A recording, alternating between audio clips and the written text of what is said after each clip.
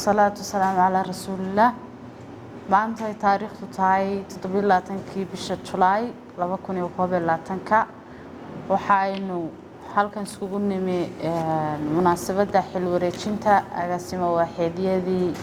uu wasiirka wasaaradda isgaarsiintu magacaabay taariikhdu markay ahayd 22 bishii July 2021 waxaynu halkan markaa u joognaa ku bilaabeynaa labada agaasimo waaxeed maanta xilka la kala wareegaya agaasimo xilka wareejinaya iyo agaasimo xilka la kala wareegaya waxa goob joogka wasiirka wasaaradda isgaarsiinta iyo tiknoolajiyadda waxa weeyaan agaasimaha waaxda qorsheynta oo Maxamed Cabdi Kariina wuxuu ku wareejinayaa xilka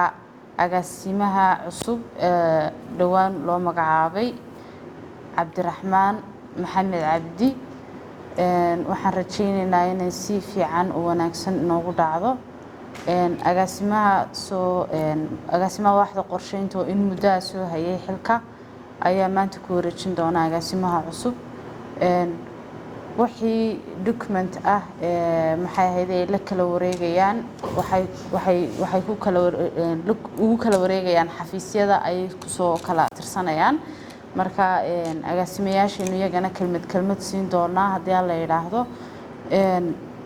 waxaan ku soo dhaweynaynaa agaasimaha waaxda qorsheynta agaasimihii hore waaxda qorsheynta Maxamed Cabdi Kariin marka ku soo dhawaad agaasime kelmadaada waqtiguna waa kooban yahay wasiirka wasaaradda isgaarsiinta iyo tiknoolajiyadda agaasimaha guud ee wasaaradda isgaarsiinta iyo tiknoolajiyadda agaasimaha waaxda qorsheynta la wareegi doona xilka insha Allah iyo Xasan oo ahaa waxa weeyaan agaasimihii guud ee hore agaasimayaashii guud ee hore soo maray wasaaradda dhammaan waxa weeyaan waa salaamantihiin halkan maanta waxaan ku wareejinayaa waxa weeyaan xilkii waaxda qorsheynta oo muddo aan hayay laga bilaabo 2019kii waxa weeyaan kulay waaxdaasi waxa weeyaan waa waax ballaaran waax maamulaysa ama coordinate garaynaysa dhammaan waaxaha qorshe waxa weeyaan wasaaradda oo dhan 8 waaxood oo jira oo iyadoo ay ka mid tahay waxa weeyaan riboodyadeedii warbixinahoodii oo dhan baa laga sugayaa halkan alxamdulillah wax qabadyada ugu muhiimsan ee maanta aan wareejinayno waxa weeyaan Cabdiraxmaan Maxamed Cabdi aan ku wareejinay anigoo ah Maxamed Cabdi Xirse kulay Maxamed Cabdiyada waxaad moodaa inaan iskaga midnahay waxa weeyaan xaqii aabo kala noqonaya anagu Maxamed Cabdi sanaga waxa weeyaan Cabdiraxmaan Maxamed Cabdi waxa weeyaan xilkan aan maanta wareejinay Cabdiraxmaan waxa weeye waa laba shay oo aad u muhiim ah mid waxa weeye waa week blanki qorshayaashii waaxo dhan oo ay ku jirto waaxdan qorsheyntu kaasi waxa weeye isagu waa muhiim waxa isaguna ku jira wasiir oo kulay in badan aynu ka soo shaqaynaynay sirkan kulay koobiga waan siin rana software ugu diray waa 5 year strategic blanki shanta sano soo socota wasaaradda isgaarsiinta waxa alxamdulillah ya maanta inay gacanta ku hayso wixii ay qaban lahayd awal hore waxaynu iskaga shaqayn jirnay sanad kastaba waxa weeye mala awaal iyo maxaynu qaban doonaa iyo qorshayaal waxa weeyaan markaas uu la hindisayo Cabdiraxmaan maanta waxa weeye waxaan aad waxa weeyaan ugu nasiib wanaagsan yahay anigu maanta la wareegay xitaa week balan lama wareegin waxay ahayd waxa weeyaan monthly balance baa la sameyn jiray bilaad la yaala waxa weeyaan wax kasta iyada quarterkeeda iska sameeysan jirtay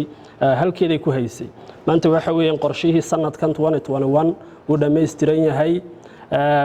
shanta sano soo socotana wasaaraddu wixii ay qaban lahayd bookletkaas uu ku jira bookletkaasi hal validation workshop uu u baahan yahay sidiisa kale waa dhameystiran yahay alxamdulillah labada qorshe waa labada qorshe ugu muhiimsan halka isagana waxaan ku wareejinayaa liiskii dhammaan shaqaalaha 8 qof oo waaxda igala shaqeeya iyo wixii agab waaxda aan ugu imay iyo wixii ku soo kordhinayba halkaas iyaguna ku jiraan alxamdulillah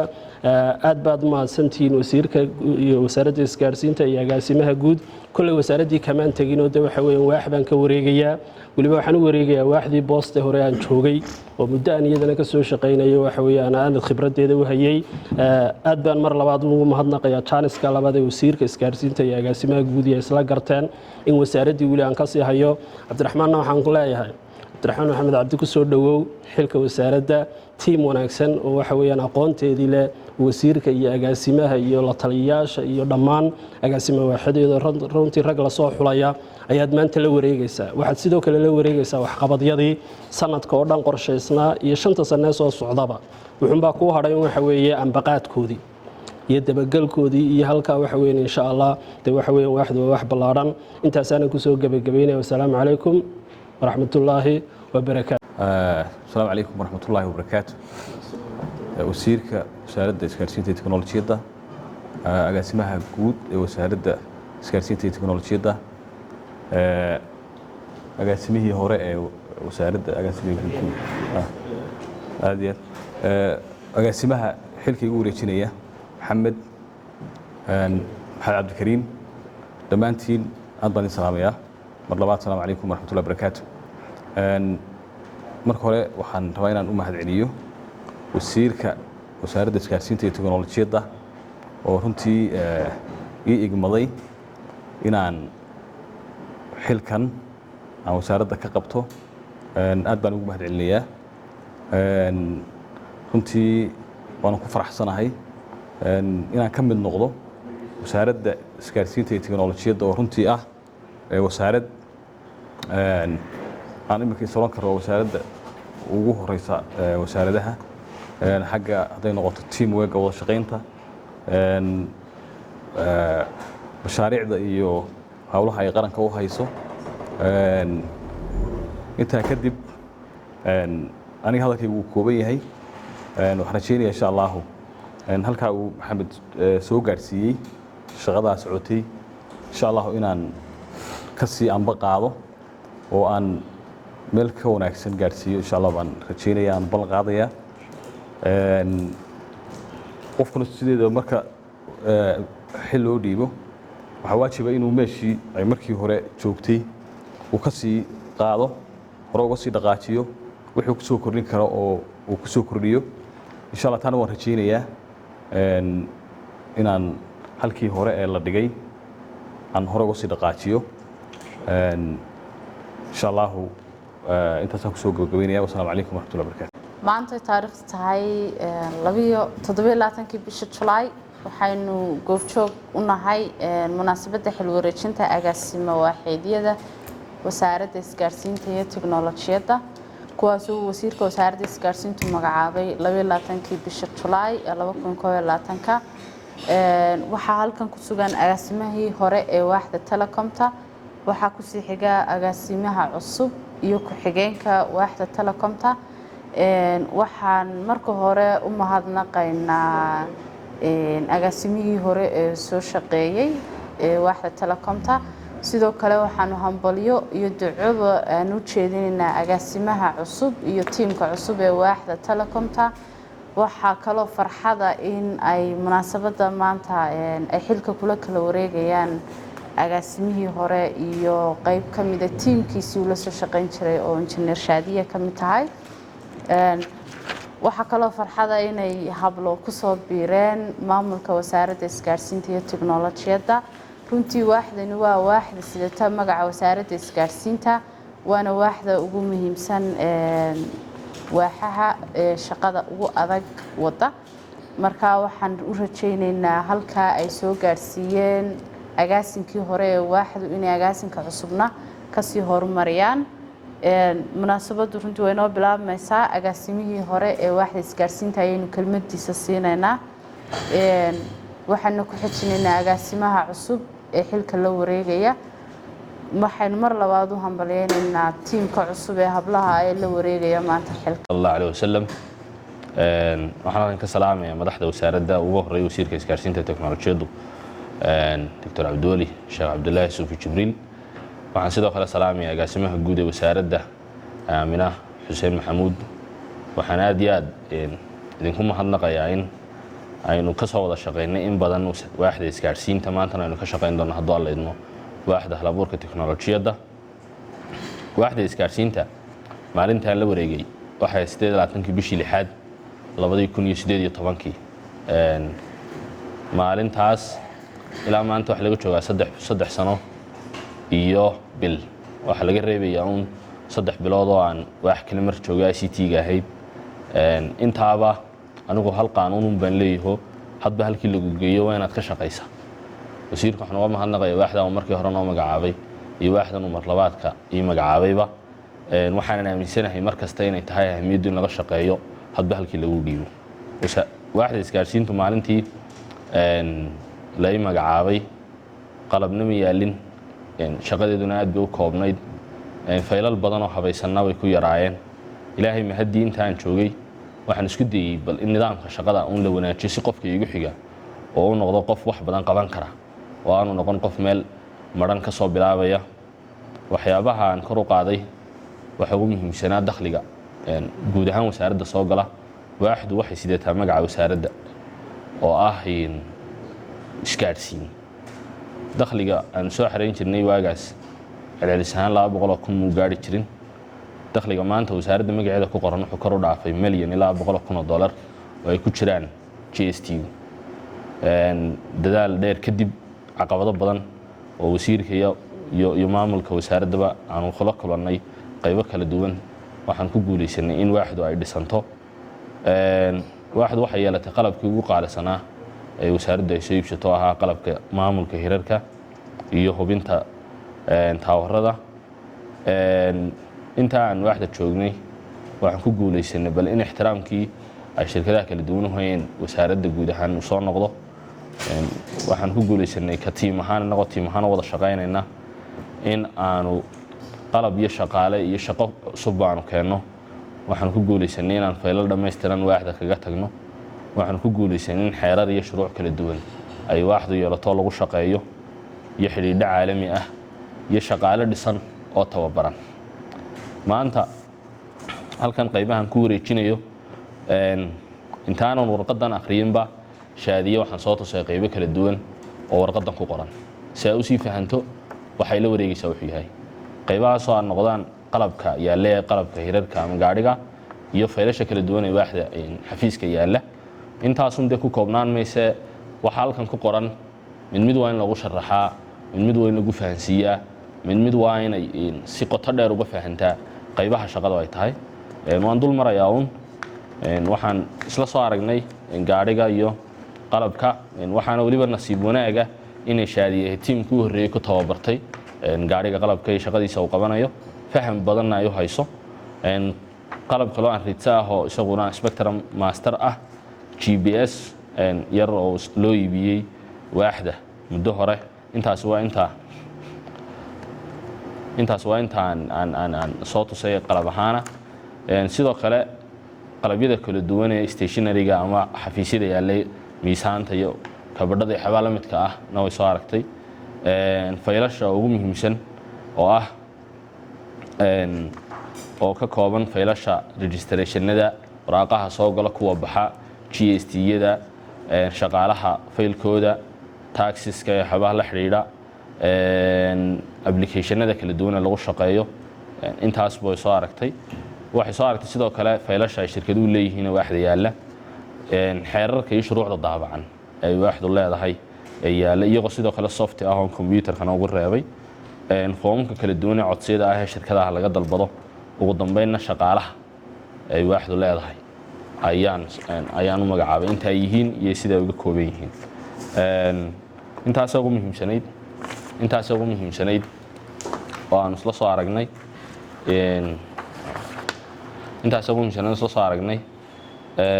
waxaan ugu dambeyn tala siinayaa shaqaalaha waaxda ee la shaqayn doona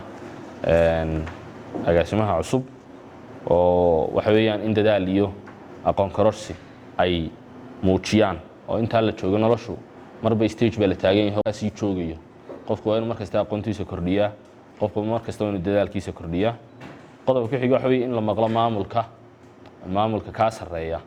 amba agaasimo guud ha ahaado amba wasiir ha ahaado amba cidii ka sii sarreysaba amba unit ha ahaado assalaamu calaykum waraxmatullaahi wabarakaatuh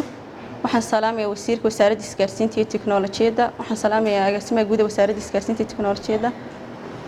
iyo waxaan salaamayaa agaasimihii hore waaxda isgaarsiinta iyo tiknoolajiyadda iyo dhammaan shaqaalaha nagala soo qayb galay xafladan qiimaha badan leh marka hore subxaana watacaala ilaahay baa mahadda iska leh marka xigtana waxaan u mahad celinayaa madaxda wasaaradda ee ii igmatay xilkan agaasimo waaxeednimo ee uu ka yahay wasiirka wasaaradda isgaarsiinta iyo tiknoolajiyadda iyo agaasimaha guud ee wasaaradda isgaarsiinta iyo tiknoolajiyadda sidoo kale waxaan u mahad celinayaa agaasimihii hore ee waaxda isgaarsiinta iyo tiknoolajiyadda dadaalkii iyo howlkarnimadii uu ku soo waday waaxda isagoo soo gaarsiiyay heerkan ay maanta waaxdu taagan tahay aniguna waxaan ka sii wadi doonaa hawsha halka uu soo gaarsiiyey taasoo marka horeba agaasimaha ay naga dhaxaysay shaqo wacan iyo shaqo wanaag waxaanu ka faa'iideysan doonaa aqoontii iyo khibradii iyo waayo-aragnimadii uu lahaa waaxdan isgaarsiinta sidoo kale waxaan u rajaynayaa waaxda isgaarsiinta inay ku tallaabsato horumar la taaban karo oo ay gaadho heerkan maanta ay taagan tahay heer ka sii wacan intaa kadib waxaan u gudan doonaa waajibaadka shaqo ee la ii igmaday sida ugu hawlkarsan uguna daacadsan anigoo waafajin doona xeerka boosaha iyo isgaarsiinta xeer lambar 50/2020 iyo xeer nidaamayaasha wasaaradda isgaarsiinta iyo tiknoolajiyadda u dejisan sidaynu haddaba la wada soconno shaqada udubdhaxaadkeedu waa shaqaalaha waxaa la yidhi far keliyana fool ma dhaqdo haddayna shaqaaluhu ila shaqayn oonan gacmaha isqabsan waxa la qaban karaa iska yarba marka waxaan ka codsanayaa shaqaalaha wasaaradda gaar ahaan shaqaalaha waaxda isgaarsiinta iyo tiknoolajiyadda inay ila shaqeeyaan sidii ay ula shaqayn jireen agaasimihii hore anagoo isku duuban ugu dambeyntii waxaan kusoo gabagabeynayaa inta uu xilku ku cusub yahay sideedoo kale inuu ilaahay u fududeeyo intii hore xilka u haysayna shaqo wacan bay qabteen sidii daacadnimada ahayd ee hagrasho la-aanta lahayd ay shaqada qaranka u gudanayeen waxaan leeyahay ilaahay ka abaal marayo sidaa ay wada shaqayn wacan dhammaantiin waad mahadsantihiin dhammaan waan salaamayaa ugu horreeya wasiirka wasaaradda isgaarsiinta iyo tiknoolajiyadda wasiir cabdiweli agaasimaha guud ee wasaaradda agaasimaha waaxda agaasimayaasha cusub iyo shaqaalaha wasaaradda isgaarsiinta iyo tiknoolajiyadda gaar ahaan waaxda isgaarsiinta iyo tiknoolajiyadda anoo ka mid ah shaqaalaha waaxda isgaarsiinta iyo tiknoolajiyadda badan la soo shaqeeyey agaasimihii waaxda injineer maxamed runtii waxaan u mahad celinayaa marka hore ilaahay marka laga yimaado waxaan u mahad celinayaa shaqaalaha wasaaradda isgaarsiinta iyo tiknoolajiyadda gaar ahaan waaxda isgaarsiinta oo maxamed injineerka si wanaagsan la soo shaqeysay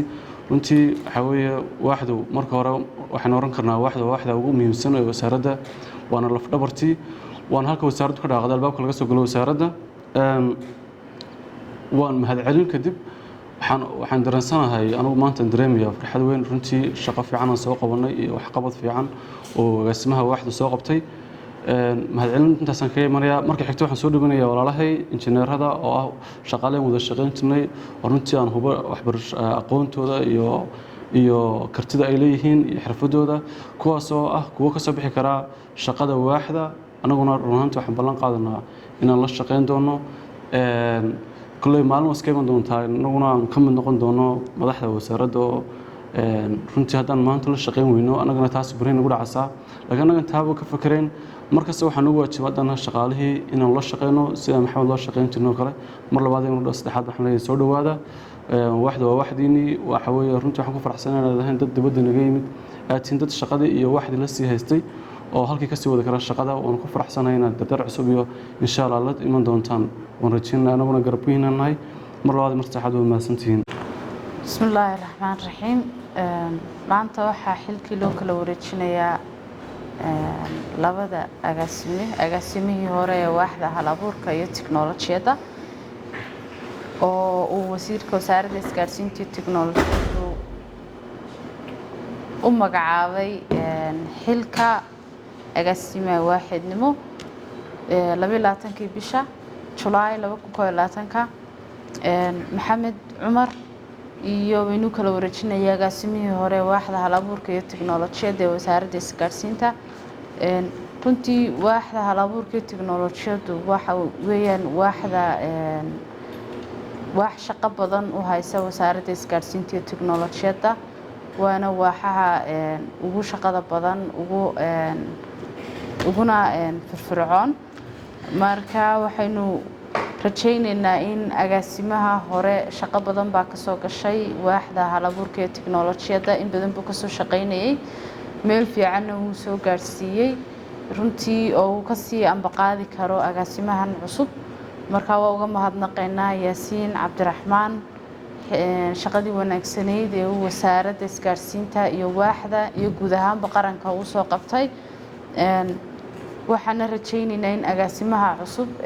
maxamed uu halkaa ka sii wadi doono oo kasii meesha uu shaqada soo gaarsiiyey meel kasii wanaagsan uu gaarsiin doono waxaynu kelmad siin doonaa agaasimaha cusub agaasimihii hore waaxda halabuurka iyo tiknoolajiyadda yaasiin cabdiraxmaan intaa kadibna xilkii la kala wareegi doonaan bacdeen agaasimaha cusub baa isaguna kelmadiisa qaadan doona. بسم الله الرحمن الرحيم waxaan salaamayaa wasiirka wasaaradda isgaarsiinta iyo tiknoolajiyadda agaasimaha guud ee wasaaradda isgaarsiinta iyo tiknoolajiyadda agaasimaha guud ee wasaaradda isgaarsiinta iyo tiknoolajiyadda iyo sidoo kale agaasimaha cusub ee loo soo magacaabay waaxda cilmi baarista iyo halabuurka tiknoolajiyadda muddadii aan hayay waxay ahayd sanad iyo badh in ku dhow sanad iyo badh bay ku dhoweyd qorshayaal badan oo aan qabanayna way jireen in hadda socotaana oo way jiraan muddadaas sanad iyo badhka ku dhow waxyaabihii noo qabsoomay waxay ahaayeen inaanu qabano shirweynaha ICT-ga 2020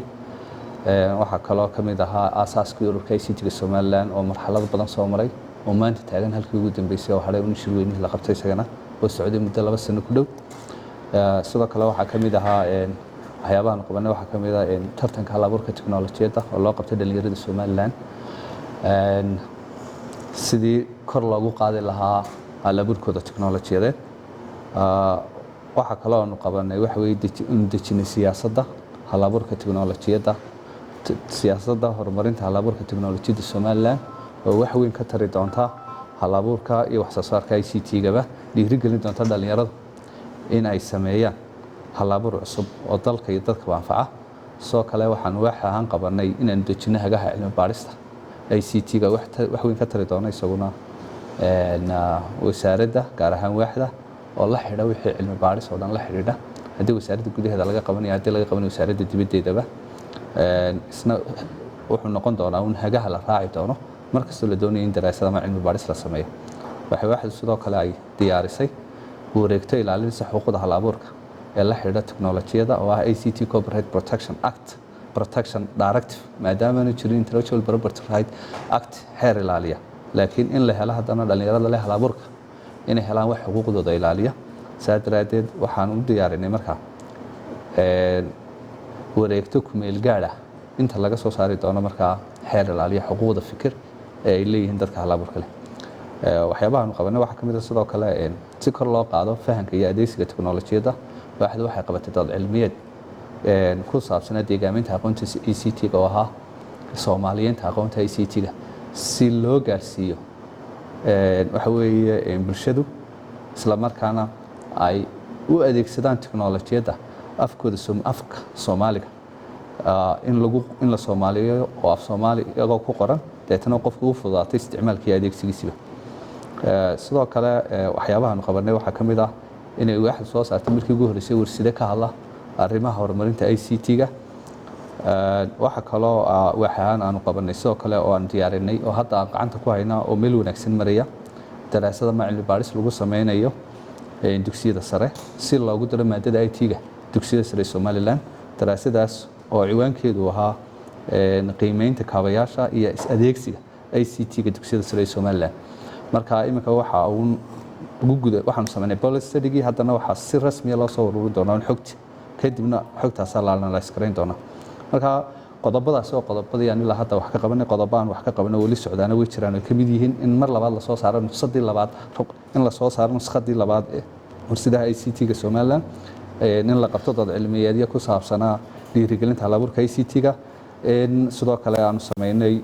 shirarna la yeelanay si aan isku soo dhaweyno wasaaradda iyo ururada ka shaqeeya halabuurka tiknoolajiyadda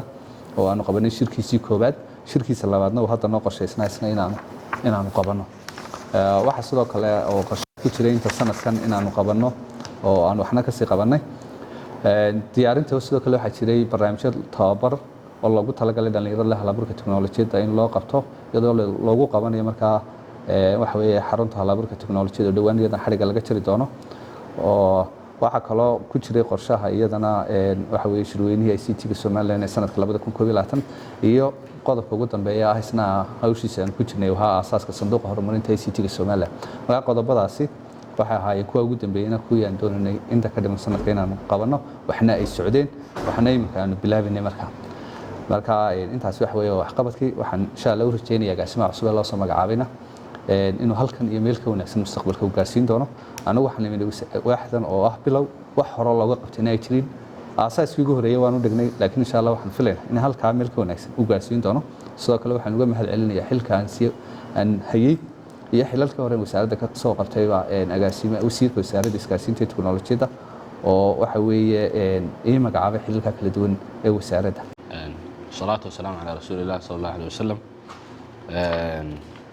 waxaan salaamayaa dhammaan maamulka sare ee wasaaradda agaasime yaasiin agaasime waaxda innovation and technology-ga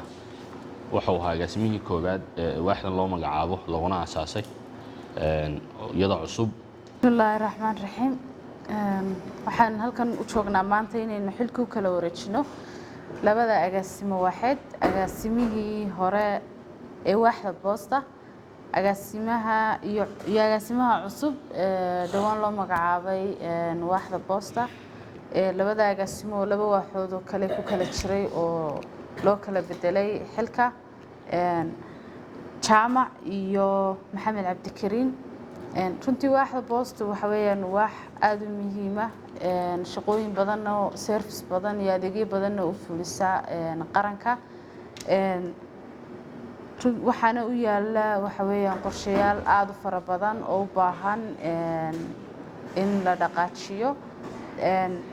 waaxda boostu in badan bay soo shaqaynaysay waxayna ahayd wasaaradda intaan la bedelin xeerkan cusub waax sidataa magaca wasaaradda boosta loo odhan jiray markaa iminka waax bay noqotay waxaan rajaynayaa agaasimaha cusub ee waaxda boosta loo magacaabay inuu runtii dadaal badan gelin doono oo waaxdaas shaqada halkii la soo gaarsiiyey ay hore uga sii mari doonto agaasimihii hore muddada badan ka soo shaqaynayay waaxda boostana waan uga mahadnaqaynaa dadaalkii badnaa iyo sidii howlkarnimada ahayd ee uu u soo shaqeeyey shaqaalaha runtii waaxda boosta in badan uga mahadnaqay agaasimaha shaqada wanaagsan ee ka dhaxaysa waxaan rajaynayaa inay iyaguna sidii uu agaasimaha hore meesha fiican u soo gaarsiiyey agaasimaha dambena ay iyaguna la shaqayn doonaan oo teamwork uu halkaa ka sii socon doono marka xilkaynu kala wareejin doonaa kelmad waxaanu siin doonaa agaasimihii hore ee waaxda boosta bacdeen kelmadiisa uu isna qaadan doonaa agaasimaha cusub xilkana saasii kula kala wareegi doonaa wasiirka wasaaradda isgaarsiinta iyo tiknoolajiyadda wasiir cabdiweli agaasimaha guud ee wasaaradda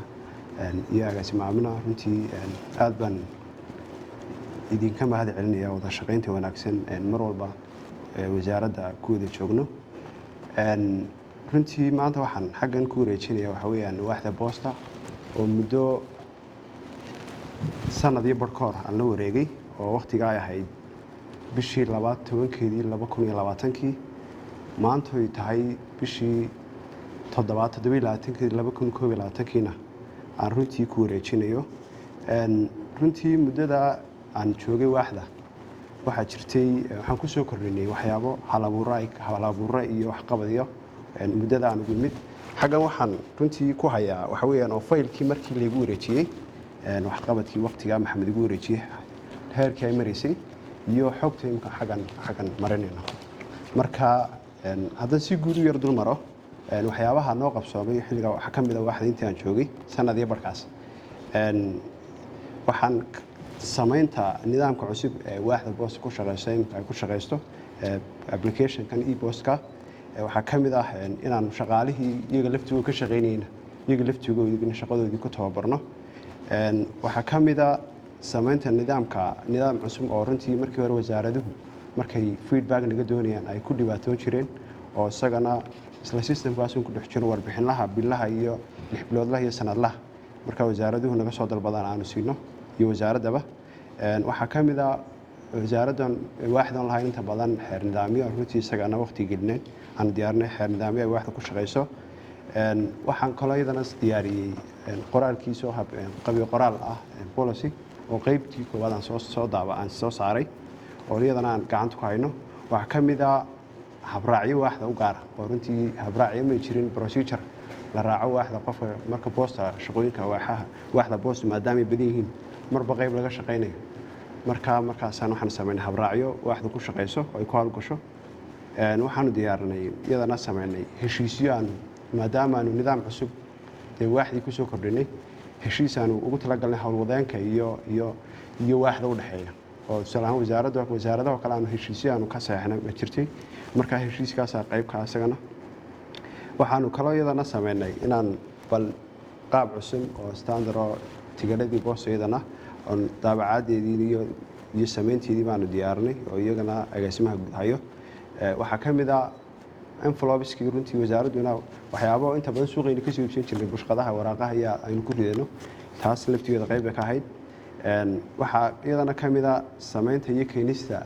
sanaaduuqdii boosta iyaguna oo runtii aan etoobiyana ka soo qaadnay qaarna aynu wasaaraddu soo iibisay oo runtii dee qorsheedii nidaamkeedana qayb ka ahaa waxaa ka mid ah diyaarinta runtii xaruntii la dhigay oo ka mid ahay markii hore xafiiskayga la fadhiisan jiray anuu baneeyey oo diyaarintaana qayb baanu ka ahayn dardargelinta nidaamka ciwaanada boosaha oo fiiskii koowaad ahaa hay-adaha dowladda loo sameeyey oo imikana hawshii kale baaxaddeeda culayskeedii dhowaan bilaabmi doonto waxaa ka mid ah samaynta qaab dhismeed waaxda u gaara oo structure baan u samaynay waaxda ay isagu kala sarsareeyaan unity ilaa section ilaa department waxaa ka mid ah heshiis aan la galnay shirkadda sahal oo ka mid ah oo runtii aan doonay adeegyadii gobolladii inaan si aan gobolladu u gaarsiino shirkad baanu adeegsanay alaabaha qaada 2 jeer baan wax ku dirnay marka weli iyadana waxay u baahan tahay oo shaqooyinka maxamed sugayo runtii inuu sii dhaqaajiyo wasaaradii la xidhiidho waxaa ka mid ah iyadana dardargelinta adeeg alaamaha dowladda oo waqtigaa way yaraayeen tirada markaan adeega loo fidin jiray iminkana 43 institution baan adeega u fidinaa muddadii waxaan joogo waxa boos waxa ku qornaa shaqaale tiradoodu dhan tahay 19 waxa kaliya shaqayn jiray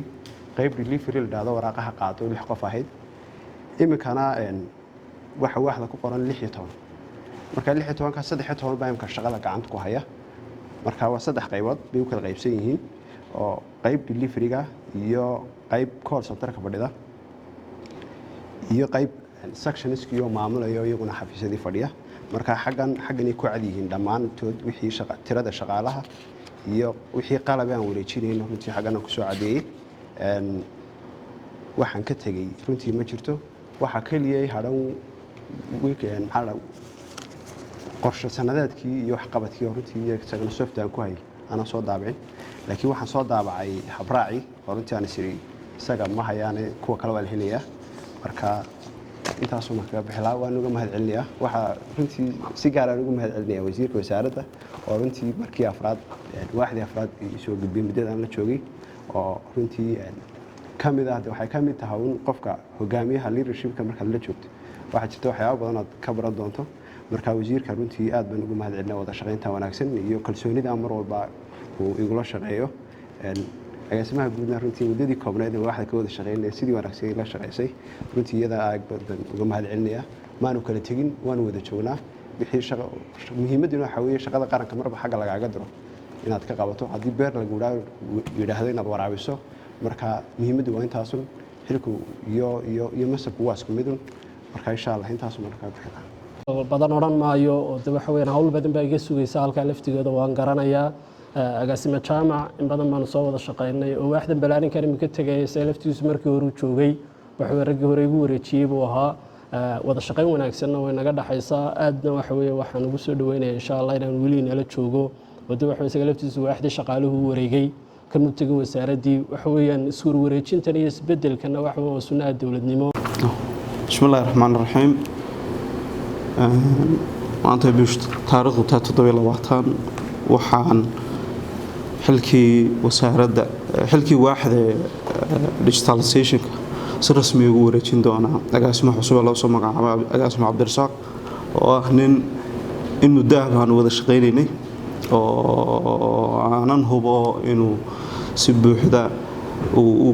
gudan doono waajibaadka shaqo ee waaxda yaala agaasimo Cabdirasaaq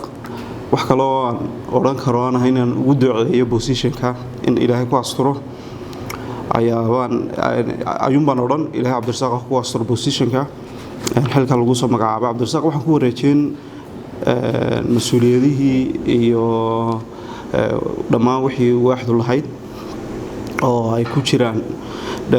mashaariicihii socday oo ay kow ka tahay mashruucii networka oo meel wanaagsan oo imika bilowgiisii la gudagelayo mashruucii data exchange-ka shaqaale 9 ka kooban dhammaan boolisyadii waaxda wixii noo hirgalay qorshayaashii waaxda oo dhammaystiran siyaasadihii guud ee ay waaxdu gacanta ku haysay iyo kuwii dhammaadayba qalab data center oo kii wasaaraddu ku shaqayso iyo licensing softwares ay hadda isticmaasho wasaaraddu position-kan muddadan hayay waa muddo ku dhow 9 bilood waxaanan ilaahay ugu rajaynaya cabdirasaaq xilka ku asturo anna insha allah meel ka sii saraysa ayaan rajaynayaa inaan usii gudbo haddii alla idmo inahaasoo kusoo gabagabayn raxmaan raxiim ugu horeyn ilaahay baan u mahadnaqayaa ilaahayna waafajiyey inaynu munaasabaddan iskugu nimaadno marka labaad waxaan u mahadnaqayaa wasiirka isgaarsiinta oo ah wasiir aad u karti badan isla markaana igmada xilkan inaan qabto muddada soo socota insha allah xilkani kolley waa xil ballaaran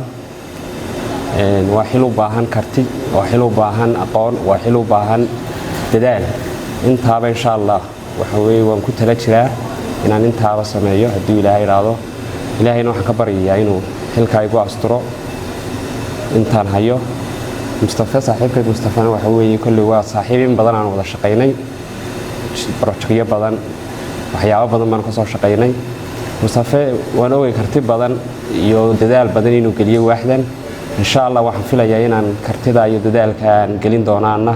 sida ay tahayna aan uga soo bixi doona hadduu ilaahay idhaahdo mustafa ducada ayuu duceeyey waxa weeye waan uga mahadnaqayaa waad mahadsantahay baan leeyahay agaasime intaasaan kusoo gabagabeynaya bismillaahi raxmaani raxiim ugu horeyn waan salaamayaa wasiirka wasaaradda isgaarsiinta iyo tiknoolajiyadda doctor cabdiweli sheekh cabdulaahi suufi jibriil iyo agaasimaha guud aamina xuseen marka ugu horeysa aad baan ugu faraxsanahay in uu wasiirku ii gartay xilkan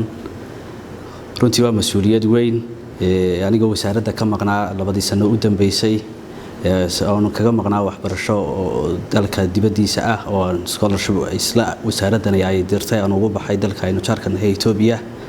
in markaan soo noqdayba shaqadan la ii igmaday aad baan ugu faraxsanahay waana soo dhaweynayaa agaasime cabdirasaaq oo xilka ka sii tegaya aad baan uga guddoomay xil wareejinta uu sameeyay isagana waan ugu ducaynayaa xilka kale ee loo igmaday kullay madashu waa hambalyo iyo bogaadinuun isna waan hambalyeenayaa anna si fiican iyo si laab xaaran baan ula wareegay insha Allah waxaan rajaynayaa mas'uuliyadda dawladdu waa qori isku dhiib in halka uu cabdirasaaq soo gaarsiiyay aan ka sii qaadi doono oo meel ka sii sareysa insha Allah gaarsiin doono ugu dambeyn wasiirkana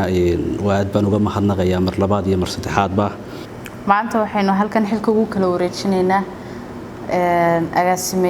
agaasimihii hore ee waaxda cududa shaqaalaha iyo agaasimaha cusub ee waaxda cududa shaqaalaha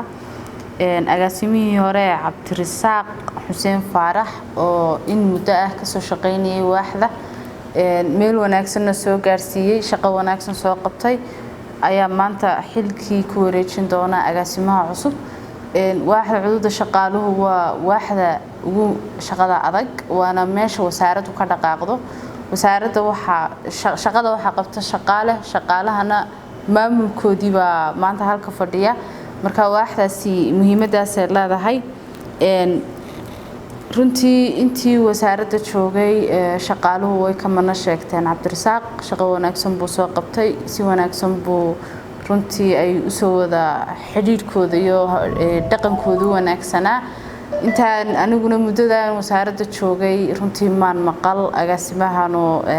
shaqaale ka cabanayo ama agaasimayaasha kale maxay ahayd wax cabashaa oo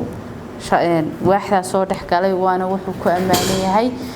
shaqada wanaagsan iyo habraacyada wanaagsan iyo nidaamka wanaagsan ee uu waaxda u dajiyayna waa uga mahadnaqaynaa meel wanaagsan buu soo gaarsiiyey jaamacna waxaan rajaynaynaa inuu halkaa ka sii wado oo waaxda uu runtii shaqadeeda sii dardargeliyo maadaama ay tahay meeshii wasaaraddu ka dhaqaaqaysay waxaan uga mahadnaqaynaa muddada wanaagsan ee badan uu kasoo shaqaynayay waaxda jaamacna waxaan ugu ducaynaynaa inuu ilaahay xilka ku asturo oo waaxda horumar wanaagsan gaadhsiiyo agaasimaha cabdirasaaq agaasimihii hore ayaynu kelmad siin doonaa markaa jaamac baynu ku xejin doonaa sidaasayna xilka kula kala wareegi doonaa بسم الله الرحمن الرحيم مركه هوري إلهي ومهدله سبحانه وتعالى إلهي نقسمي مددا أن شوقنا وزارة أن حلكا هي يمانتو أن وريجني وحكالو مهدله وادله وزيرك وزارة إسكارسينتي تكنولوجيا دا عبد الولي دكتور عبد الولي عبد الله الشيخ صوفي جبريل iyo agaasimaha guud ee wasaaradda Aamina Cabdilaahi Maxamed Jaamac ugu horeyn haddaan waxoogaa ka hadlo muddadii aan wasaaradda joogay waxaa aniga markii ugu horreysay la magacaabay 2018 bishii 9aad dhammaadkeedii iyadoo aan bayrol toos ah noqday 22 bisha sanadu markay ahayd 2018 December taasoo muddada ilaa imika marka la eego noqonaysa 2 sanadood iyo 10 bilood muddadii runtii aan joogay alxamdulillaah waxaa waqti fiican wasaaradda la soo shaqeynayay in fara badan bay ahayd shaqaale wasaaradana wixii intii karaankayga ahayd kulli waan ka soo shaqeeyay tirada shaqaaluhu intan meel laakiin maalintii aan la wareegayay waxay ahayd 137 maanta shaqaalaha tiradiisu waxay maraysaa 247 oo maxay ahayd almost waxa moodaa in boqolkiiba 90 ay korodhay maxay ahayd shaqaalihii taasina waxa weeyaan waa nidaamkii dawliga ahaa iyo dawladda hadda jirta oo maxaan la raadayay kulmiye qorshaheedii ahayd in shaqo abuurka kor loo qaado runtii marxalado badan baan isla soo marnay waaxa badan oo kala duwan baa wasaaradda intii aan joogay soo kordhay oo maxay ahayd wasiirku iyo agaasimuhuba ay soo kordhiyeen taasi oo shaqaalaha wasaaraddu ay ku kala qoran yihiin haddaan in yar wax ka sheego waxaa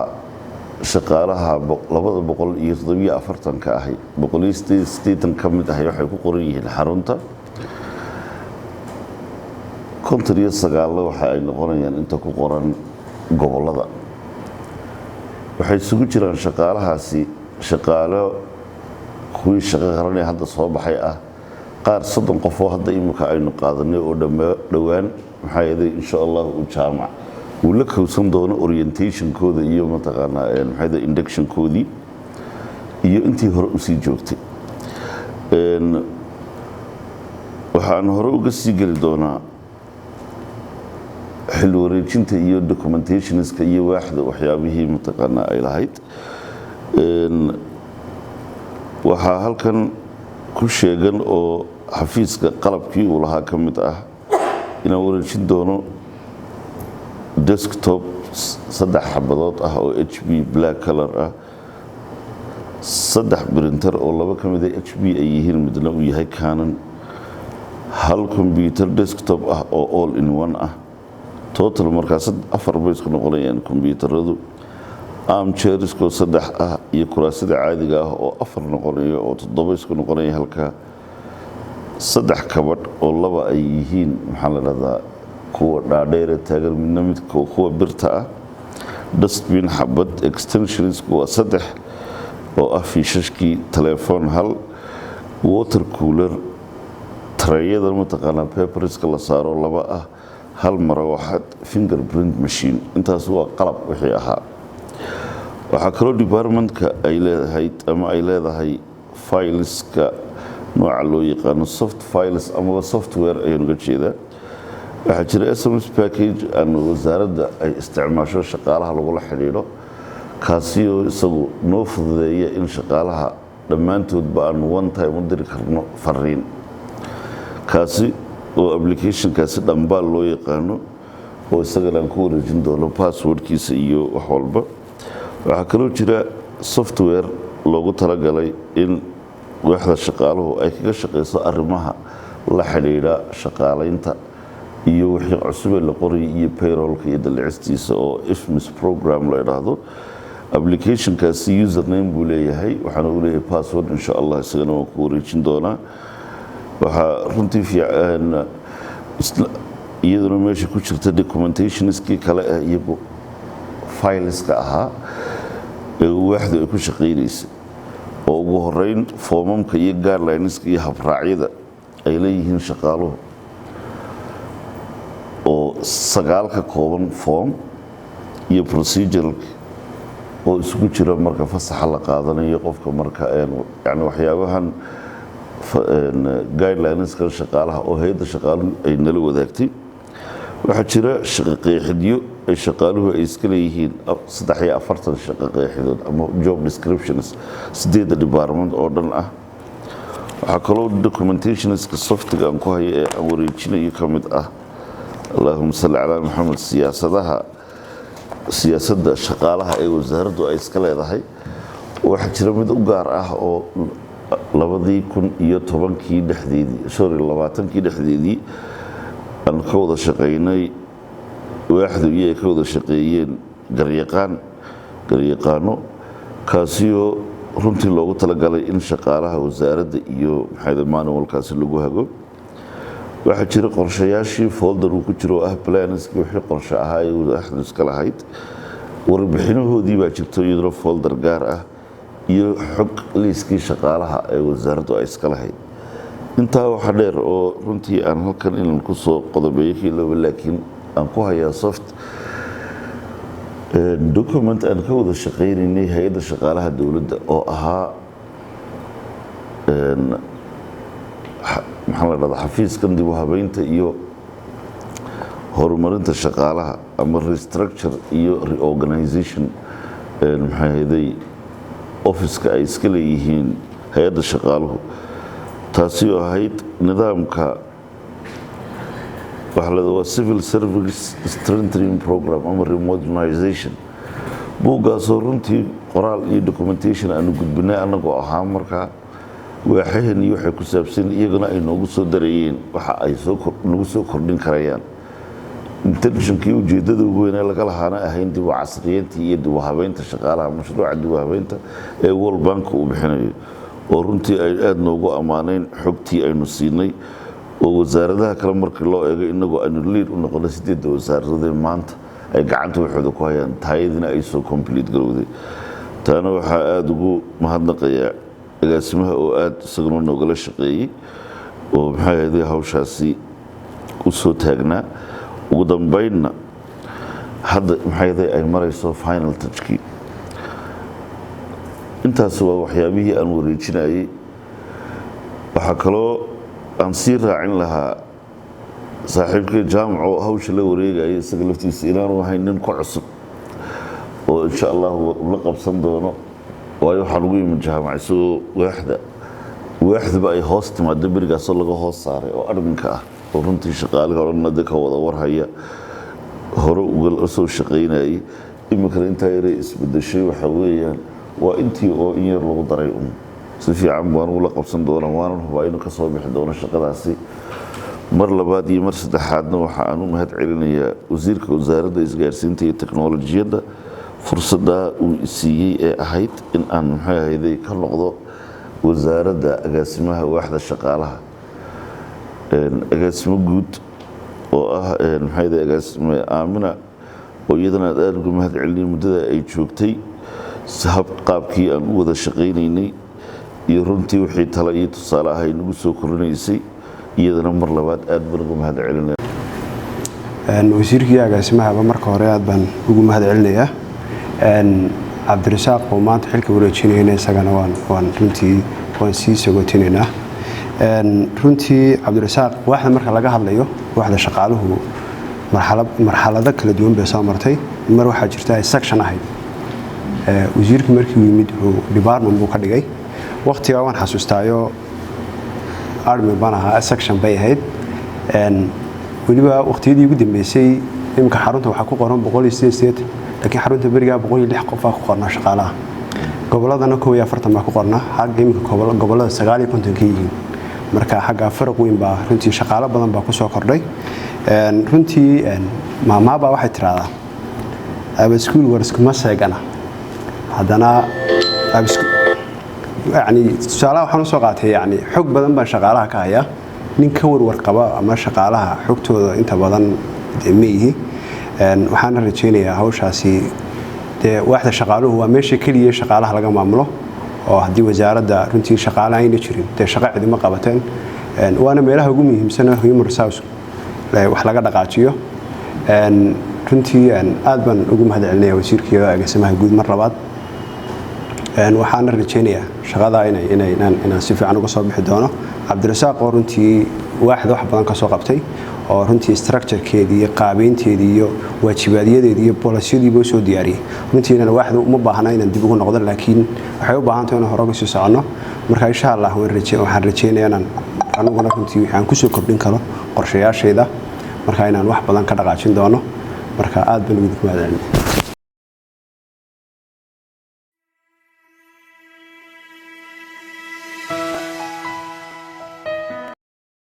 بسم الله الرحمن الرحيم maanta bishu tahay 18 bisha 7 2021 waxaan halkan ku soo dhaweynaynaa agaasimayaasha xiriirada cusub ee wasaaradda isgaarsiinta iyo tiknoolajiyadda soo kale waxaynu iyagana soo dhaweynaynaa agaasima xiriirada hore waxay xil aymkana qaar cusub ku wareegay waxa kale iyagana aynu soo dhaweynaynaa agaasima xiriiradeenii hore aan imika xil ku jirin tan dambeysay intuba waa koox wasaaradda ka soo bilowday meel shishe aadna u soo dhaweystay oo imika wax badan qabatay waxaan ka qirayaa in qoladii hore u shaqaynaysay ay wax badan soo qabteen wasaaradda howlo fara badan u yaalaan miisaaniyaddeedu ilaa imika ay kooban tahay wax badan oo la qaban lahaana ay caqabado fara badan hor joogaan ka mid tahay caqabada xagga deegaanka lagu shaqeynayaa dhismayaasha wasaaradda ay ku yaryihiin saacado badan bay shaqeyn jireen gelinka dambe ka mid ahayd habeenadii baa ka mid ahayd covid-19 saddex agaasimayaasheed baa aan hawsha imika qayb ka ahayn waa cabdirasaaq iyo mustafa yaasiin laakiin wali wasaaradda ay ka tirsan yihiin oo dee waa shaqaalihii wasaaradda wey xilka macnaheedu ma hadday ka tegeen ay wasaaraddii ka baxeen laakiin qayb baad ka tihiin wixii aad xoog iyo haysteen way aragnimo mar walba wasaaraddu hay-ad kala dowladeed isla markaana waa reer sanaag doorkan wasaaradda xagga reer sanaag bay u socotaa sanaag galbeed iyo sanaag bari labada wasaaraddu way koobsatay hore reesoolay soo mareen reer boorame laftigooda door budan bay ku lahaayeen inta dhexduna way socotaa markaa soo dhow agaasime ka hadhi mayno waynu daba socon doona insha allah marka maanta un waa xil wareejintii soo dhoweyn duco iyo mahadnaq intii hore joogtay intaasay koobnayd doorkan waxa cusub 3 hablood oo maaragtay waliba 3 hablood baa aqoon-yahanyihiin markaa 3 ku soo dhaweynaa beedhow waxaan malayn in miiska la isleekaan doono tirada hablaha namad taasin ku socona insha allah marka iyagana soo dhaweynaa sidaa iyo xil wareejintu inoo dhamaatay qof walba hawshiisu inuu ilaahay u fududeeyo dadaal inuu isku ogno insha allah waanad mahadsantihiin qoladeena horana ciyaartooygu marna qolac gara marna waxay fadhiistaan marka idinku waxaad noo fadhidaan marka halkaasad noo fadhidaan meel dheer maydaan tegin waynu wada joognaa wasaaraddeedii lama kala xigo intii shaqada lagu jiray wixii marmar laysla yar fahmi waayena shaqada keensanaysa maaha qof gaara ka socday laakiin waxay doon hawl ay shaqada wadatay aadna wad mahadsantihiin. Assalaamu calaykum waraxmatullaahi.